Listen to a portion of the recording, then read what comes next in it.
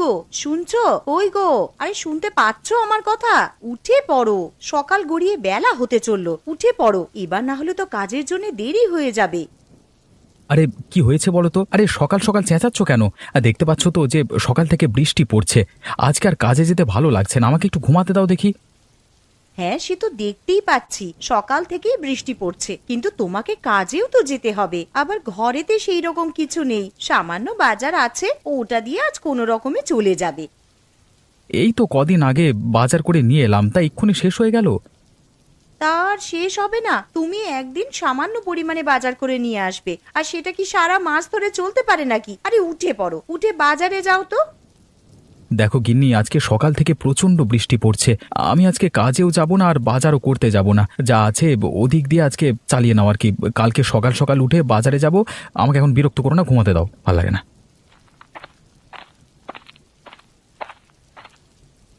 মা, ও মা, আমার প্রচন্ড খিদে পেয়েছে, কিছু খেতে দাও। এই তো সোনা, রান্নাঘরে কয়েকটা আলু ছিল, তাই দিয়ে আলুর তরকারি রান্না করতে বসিয়ে এসেছি। আর কিছুক্ষণ অপেক্ষা কর, তরকারি হয়ে গেলেই খেতে দিচ্ছি তোমাকে, কেমন? ঠিক আছে মা, তাহলে রান্নাঘরে গিয়ে বসে অপেক্ষা করি, তরকারি হলেই খেয়ে নেব। হ্যাঁ সোনা, তুই যা, গিয়ে আগে হাত পা ধুয়ে নে, তারপর রান্নাঘরে খেতে আসবি।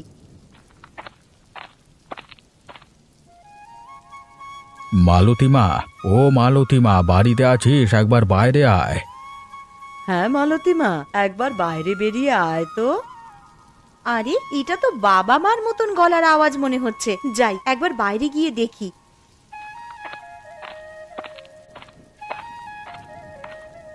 আরে তোমরা হঠাৎ করে আমাদের বাড়িতে চলে এলে, আবার এই ঝড় বৃষ্টির দিনে? হ্যাঁ রে মা, চলি এলাম এই বৃষ্টির দিনে। বাড়িতে বসে বসে আর ভালো লাগছিল না, তাছাড়া আবার সকাল থেকে বৃষ্টি পড়ছে। তোর মাকে বললাম যে মেয়ের বাড়ি থেকে ঘুরে আসবে, তোর মা একেবারেই রাজি হয়ে গেল, তাই চলে এলাম। সে তোমরা বেশ ভালোই কাজ করেছো আমাদের বাড়িতে চলে এসে। তা বলো, তোমরা কেমন আছো? শরীর টরীর ভালো আছে তো? কেমন আর থাকবো রে মা, ঠাকুরের অশেষ কৃপায় বেশ ভালো রকমই দিন কেটে যাচ্ছে। তা তোরা কেমন আছিস বল? আমরাও খুব ভালো আছি মা। আরে দাদুন, দিদুন, তোমরা কেমন আছো? দিদি ভাই, খুব ভালো আছি। আর এই নাও, তোমার জন্য মিষ্টি নিয়ে এসেছি। আহ বাবা, তোমরা আবার এইসব আনতে গেলে কেন? জানো তো তোমার নাতনি কেমন মিষ্টি পেলে আর কিছু চায় না, আরে এত মিষ্টি খেলে শরীর খারাপ করবে তো। তা আনবো না? আমার 5টা নয়, 10টা নয়, একটা মাত্র নাতনি, তার জন্য তো এতটুকু করতেই পারি। আর কটা হাঁস এনেছি, আর এই থলের মধ্যে কিছু জিনিস আছে, ঘরে নিয়ে চলো। ও মা, তোমরা আবার হাঁস আনতে গেলে কেন গো? কেন রে, বিয়ের আগে তুই তো হাঁস পুষতে ভালোবাসতিস, তাই নিয়ে এলাম। ঠিক আছে ঠিক আছে, পরে কথা বলবো, তোমরা এখন ঘরে চলো, বাইরে প্রচন্ড বৃষ্টি পড়ছে।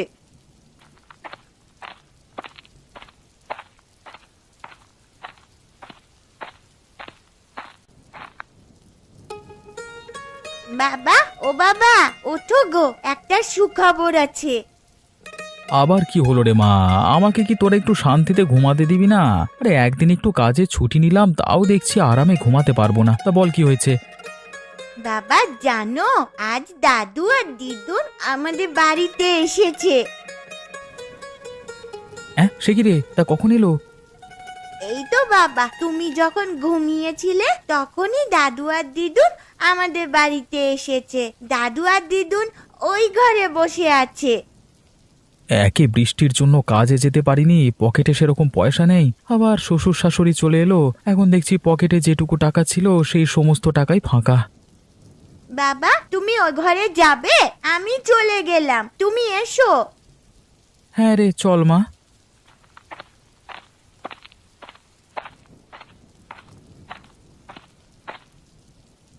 আরে এই তো জামাই চলে এসেছে। তা বাবা মা আপনারা কেমন আছেন বলুন? আর আসতে কোনো অসুবিধা হয়নি তো? না না জামাই বাবা, সেরকম কোনো অসুবিধা হয়নি। তা আপনারা যখন আমাদের বাড়িতে চলে এসেছেন, 1 সপ্তাহ না কাটিয়ে যেতে দেব না, কিন্তু না হলে আমি কিন্তু ছাড়বো না। হ্যাঁ, আচ্ছা বাবা, সে এখন দেখা যাবে। না মা, দেখা যাবে বললে তো হবে না। জামাই যখন একবার বলেছে তখন তোমাদেরকে এই কথা রাখতেই হবে। আর কি গো শুনছো, আর তুমি একবার রান্নাঘরে এসো তো, কিছু কথা আছে।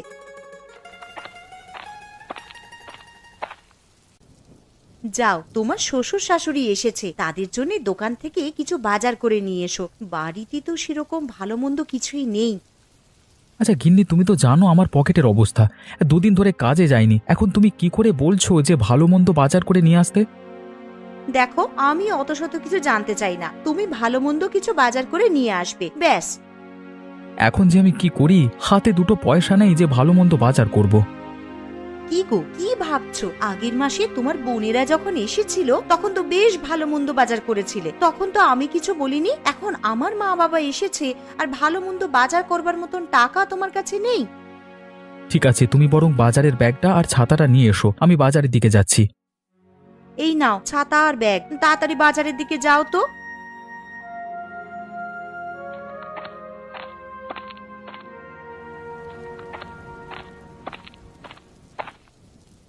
হ্যাঁ রে মালতী, জামাইকে দেখলাম হাতে ব্যাগ নিয়ে মাথায় ছাতা দিয়ে বাজারের দিকে যাচ্ছে। তুই এই বৃষ্টির দিনে ওকে বাজারে কেন পাঠালি রে?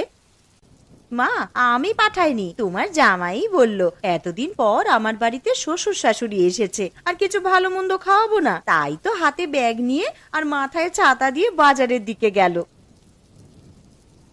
আরে দূর থেকে কে ছাতা মাথায় দিয়ে আসছে এত বৃষ্টির মধ্যে? মনে হচ্ছে তো দীপক। আরে প্রশান্ত, তুই কোথায় গেছিলিস এত বৃষ্টির মধ্যে? এই যে দেখ না দীপক, বাড়িতে কুটুম এসেছে, তার জন্য বাজারে এসেছিলাম মাছ কিনতে, কিন্তু কাঁচা সবজি বাদে কিছুই বাজারে পেলাম না। তুমি ঠিক বলছো প্রশান্ত। আরে আমার বাড়িতে তো শ্বশুর শাশুড়ি এসেছে, আমার বউ আমাকে পাঠালো কিছু ভালো মন্দ বাজার করবার জন্য। হ্যাঁ, তুমি বলছো কাঁচা সবজি বাদে আর কিছু নেই বাজারে? হ্যাঁ রে দীপক, আমি ঠিকই বলছি। আরে তোর পিসিমার বাড়ি আমাদের পাশেই তো, ওনার খুবই শরীর খারাপ, তুই একবার গিয়ে দেখে আয়, বুঝলি? হ্যাঁ রে প্রশান্ত, আমিও শুনেছি পিসিমার শরীরটা খারাপ। দেখতে যাবো করে আর যাওয়া হয়নি, মানে যেতে হবে, বুঝলি? হ্যাঁ তুই যা, আর বাজারে তো ভালো মন্দ কিছু বসেনি, তুই একবার পিসিমার বাড়ি ঘুরে যা, বুঝলি? ঠিক আছে, আমি এখন আসছি। একবার বাজারে গিয়ে কাঁচা সবজি কিছু কিনি, তারপর পিসিমার বাড়িতে গিয়ে একবার পিসিমাকে দেখে আসবো।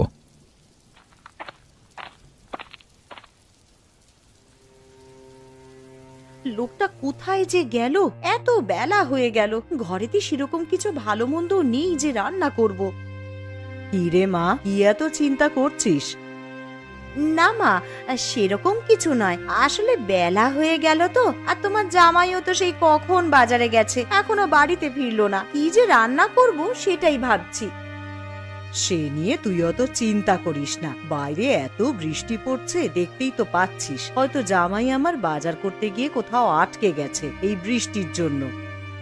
মা, তোমার জামাইকে আমি ভালো করেই জানি, দেখো গিয়ে হয়তো চায়ের দোকানে বসে বন্ধুদের সাথে আড্ডা দিচ্ছে। তাহলে মা, আজকে কি রান্না করব? বাড়িতে যা আছে তাই দিয়ে কিছু কর না একটা।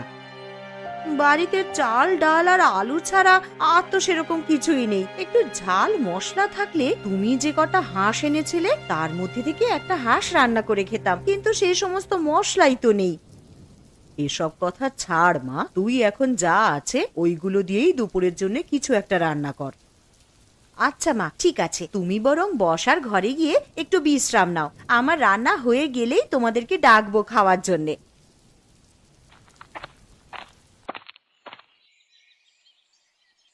শম্পা বৌদি, আরে ও শম্পা বৌদি, শুনতে পাচ্ছ? বাড়িতে আছো তোমরা?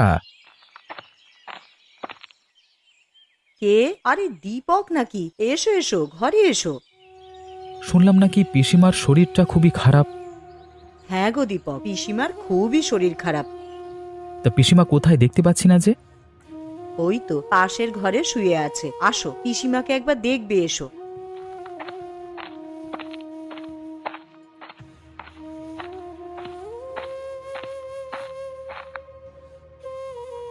পিসিমা, ও পিসিমা, কেমন আছেন? কেমন আর থাকবো বাবা, উপরওয়ালা কবে যে আমাকে নিয়ে যাবে আমি সেইটার জন্যই শুধু অপেক্ষা করছি। এরকম কথা বলতে নেই পিসিমা।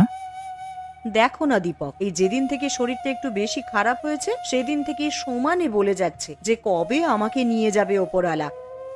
আচ্ছা বৌদি, দাদা তো শহরের বাইরে কাজে আছে, তা দাদাকে চিঠি পাঠিয়ে বলেছো যে পিসিমার শরীর খারাপ?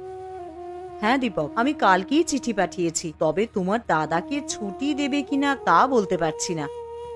কেন ছুটি দেবে না? কর্মচারীদের ভালো মন্দ তো কোম্পানি দায়িত্ব নেবে, তাই না? আচ্ছা দীপক, একটা কথা বলবো, রাখবি? হ্যাঁ বলো পিসিমা।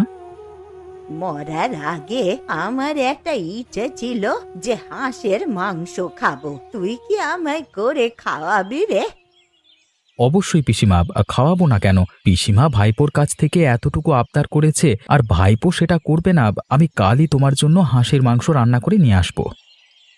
আচ্ছা দীপক, ঠিক আছে। তাহলে আজকের মতো আসি বৌদি। হ্যাঁ, বেলা গড়িয়ে দুপুর হয়ে গেল, এবার বাড়ির দিকে যেতে হবে। দুপুরে দুমুঠো খেয়ে গেলে হতো না?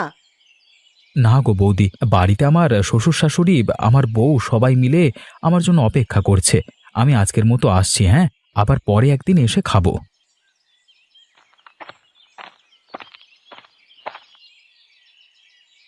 কই গো গিন্নি, আমি চলে এসেছি। এই নাও বাজারের ব্যাগটা নাও। এই যে মহারাজের আসার সময় হলো এতক্ষণে, তা বলি বাড়িতে কি রান্না হবে সে বিষয়ে আপনার কিছু হুঁশ ছিল? আরে গিন্নি, রাগ করছো কেন? আমি একবার পিসিমার বাড়িতে গেছিলাম। তা পিসিমার বাড়িতে হঠাৎ গেলে কেন? কি বলবো আর গিন্নি, বাজার করবার জন্য যখন ব্যাগ নিয়ে বাজারের দিকে যাচ্ছিলাম তখন প্রশান্তর সঙ্গে দেখা হলো। আর প্রশান্তই বলল যে তোর পিসিমা নাকি খুবই অসুস্থ, তাই একবার গেছিলাম ওনাদের বাড়ি আর কি। তা গিয়ে কি দেখলে ভালো আছে পিসিমা? দেখে তো মনে হলো শরীর প্রচণ্ডই খারাপ, আর পিসিমা আমার কাছে একটা আবদার চেয়েছে। পিসিমা আবার কি আবদার করেছে গো তোমার কাছে? বলেছে যে আমাকে একদিন হাঁসের মাংস করে খাওয়াবি। আমি বলেছি কেন খাওয়াবো না। ঠিক আছে, তাহলে আমার মা যে কটা হাঁস এনেছে তার মধ্যে থেকে একটা কেটে রান্না করে পিসিমাকে দিয়ে আসবে। তা কবে পিসিমাকে করে খাওয়াবে হাঁসের মাংস? কাল কি করে খাওয়াবো, কারণ শয্যাশায়ী মানুষ আমার কাছে আবদার করেছে, না খাওয়াতে পারলে আমারই খারাপ লাগবে। তাহলে আজ রাতেই বরং হাঁসের মাংস রান্না করে রাখি, কাল সকাল সকাল উঠে তুমি পিসিমার বাড়িতে গিয়ে দিয়ে আসবে। ঠিক আছে গিন্নি, সে না হয় করবো। তুমি এখন আমাকে গামছাটা দাও তো, আমি এখন স্নান করে আসি। এসে খেতে দেবে, খিদের জ্বালায় পেটে ছুঁচো ডন দিচ্ছে আমার। এই নাও গামছা, তুমি স্নান করে এসো, আমি খেতে দিচ্ছি।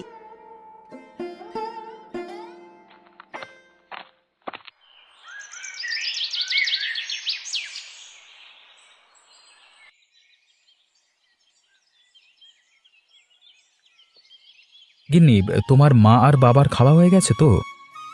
হ্যাঁ গো, মা বাবার খাওয়া হয়ে গেছে, আর মেয়েটারও খাওয়া হয়ে গেছে। ওরা তিনজনে মিলে এখন ঘুমাচ্ছে। দীপক, আরে ও দীপক, আছিস নাকি বাবা ঘরে? আরে দেখো, তোমার নাম ধরে কে যেন বাইরে থেকে ডাকছে মনে হচ্ছে। আরে হ্যাঁ তো, এটা তো পিসিমার গলার স্বর বলে মনে হচ্ছে, কিন্তু উনি তো শয্যাশায়ী, উনি আমার বাড়িতে কি করে আসবেন? কিন্তু এটা তো পিসিমার গলার আওয়াজই মনে হচ্ছে গো। আচ্ছা চলো বাইরে গিয়েই দেখি। আরে পিসিমা, তুমি এখানে কি করে এলে? আরে তোমার তো প্রচন্ড শরীর খারাপ, তুমি তো দাঁড়াতে পর্যন্ত পারো না।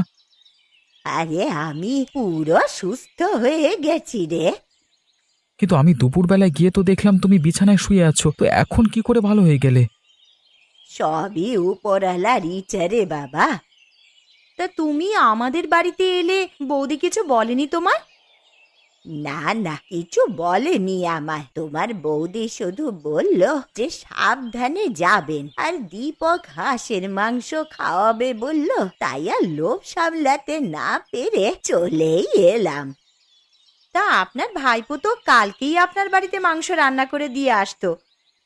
কালকে যদি আমি আর না থাকি তাহলে তো আমার আর শেষ আশা পূর্ণ হবে না, তাই চলে এলাম আর কি। আর এসেছি যখন, আমি নিজের হাতেই তোমাদেরকে রান্না করে খাওয়াবো। এ তো খুব ভালো খবর। তা পিসিমা, তুমি রান্না করতে পারবে তো? কেন পারবো না রে, মালতী তো আছে, ও আমাকে একটু সাহায্য করে দেবে। চলুন পিসিমা, তাহলে রান্নাঘরের দিকে যাই। আপনি আর আমি মিলে হাতে হাত লাগিয়ে হাঁসের মাংসটা করে নিই বরং। হ্যাঁ বৌমা, চলো।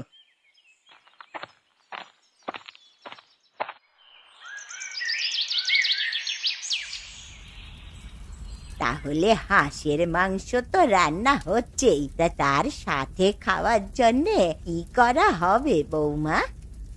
কি আর করবেন পিসিমা, তাহলে রুটিটাই বানানো যাক। হাঁসের মাংসের সাথে বেশ ভালোই লাগবে খেতে। হ্যাঁ মা, তুই ঠিকই বলেছিস, হাঁসের মাংসের সাথে রুটিটা একদম জমে যাবে। কিন্তু পিসিমা, একটা অসুবিধা আছে। কি অসুবিধা বৌমা? আসলে আপনার ভাইপো হাঁসের মাংস খায় না। কে খায় আর কে না খায় সে দেখাই যাবে খেতে বসে। এখন রান্নাটা আগে করে নি। আরে বেয়ান, রান্নাটা যা করেছেন না, গন্ধেতেই তো অর্ধেক পেট ভর্তি হয়ে গেল। আমার এদিকে রুটি করা হয়ে গেছে। ও পিসিমা, আপনার কত দূর? আমারও এইদিকে প্রায় হয়েই এসেছে। বৌমা, তুমি বরং ওদেরকে নিয়ে গিয়ে খেতে বসাও, আমি খাবারগুলো নিয়ে যাচ্ছি। ঠিক আছে পিসিমা, তবে সাবধানে। কিন্তু আমার জন্য আলাদা করে কিছু তরকারি করনি? না, তোর জন্যে আর কিছু আলাদা করে করা হয়নি। হাঁসের মাংসের ঝোল দিয়েছি, ওই দিয়েই রুটিটা খা।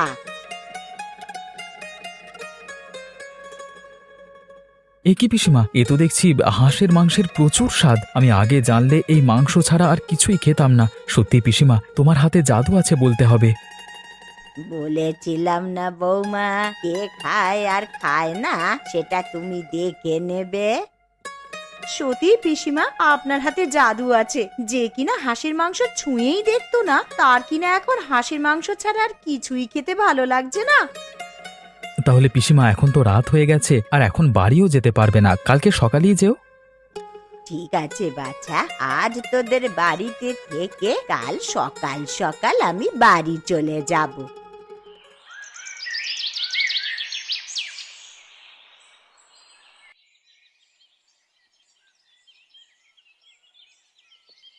ও বাবা, চোখটা বন্ধ করতে না করতেই ভোর হয়ে গেল।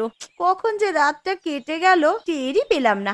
যাই, এবার এঁটো বাসনগুলো আবার মেজে রাখি। আবার ওদিকে পিসিমাও আছেন, তার জন্য একটু জল খাবারও করে দিতে হবে। তানিশা, ও তানিশা, তোর পিসিকে ডেকে তোল না রে। মা, ও মা, পিসি তো আমার কাছে শুয়ে নেই। কি বলছিস? বিছানায় নেই মানে? আরে তোর পাশেই তো শুয়েছিলেন। আরে বাইরে গিয়ে দেখ আছে নাকি। বাইরে কি করে যাব মা? ঘরের দরজা তো ভেতর থেকে আটকানো। তাহলে তানিশা, তুই একবার বাইরে গিয়ে দেখে আয় তো পিসি আছেন কিনা।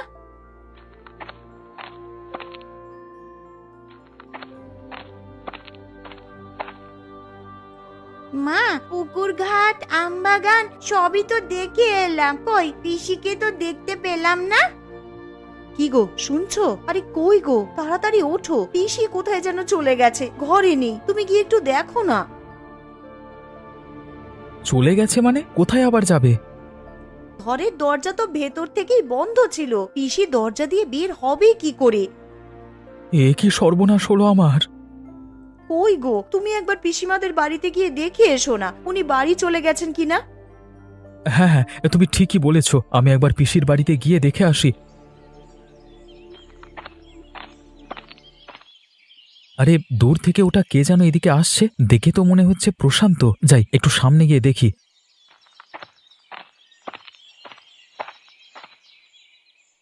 আরে প্রশান্ত, তুই এখানে কি করছিস? আর এত ছোটাছুটি করে কোথায় যাচ্ছিস? এই তো দীপক, তোদের বাড়িতেই যাচ্ছিলাম ছোটাছুটি করে। কেন রে প্রশান্ত, কি হয়েছে? আমাদের বাড়িতে আবার ছোটাছুটি করে যাবার কি আছে? আর তুই এত হাঁপাচ্ছিস কেন? দেখ না দীপক, কালকে বিকেলে তোর পিসিমা মারা গেছে। এ কি বলছিস তুই প্রশান্ত? এমনটা হতেই পারে না। এমনটাই হয়েছে দীপক, তোর যদি বিশ্বাস না হয় তুই একবার পিসিমার বাড়িতে গিয়ে দেখ না। ঠিক আছে প্রশান্ত, আমার এখন তাড়া আছে, তাহলে তুই যা, গিয়ে আমার বাড়িতে খবর দে, আমি পিসিমার বাড়িতে যাচ্ছি। ঠিক আছে দীপক, তুই যা, আমি তোর বাড়ির দিকে যাচ্ছি।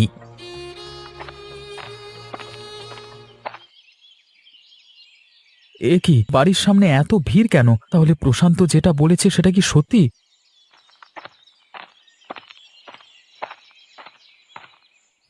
বৌদি, ও বৌদি, পিসিমার এমন অবস্থা হলো কি করে?